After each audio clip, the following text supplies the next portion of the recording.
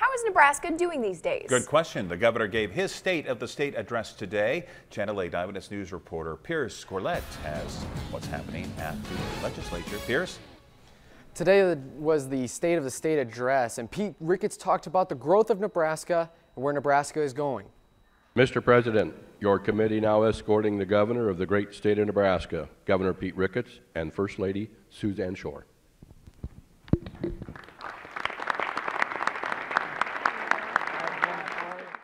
Even though Nebraska has seen some growth in the last year, the governor says we will still have some obstacles ahead.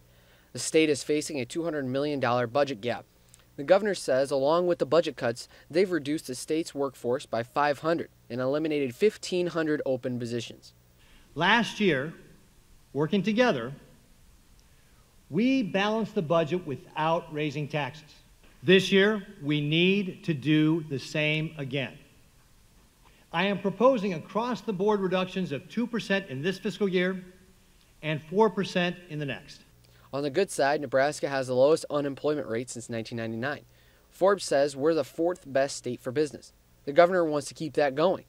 He wants to reduce property taxes by $4 billion over the next 10 years. If we are going to remain competitive and grow into the future, we must continue our efforts, no matter how hard.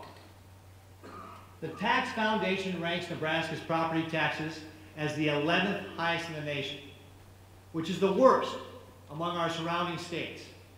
But opponents of the governor have other ways of comparing Nebraska to surrounding states. I know people always often focus on issues related to kind of tax brackets, but people also focus on quality of life and other opportunities. Personally, kind of as he referenced, young Nebraskan as a millennial myself. Tax brackets isn't necessarily something I hear my generation talk about, so there's many different avenues for people to look at comparing states.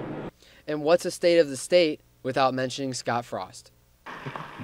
Knew I had to mention Scott Frost. He offered a formula for winning that applies here. A lot of good people that care about this place working really hard. It's toughness, it's dedication, it's work ethic. And that's what Nebraska is. That's what the people of Nebraska are.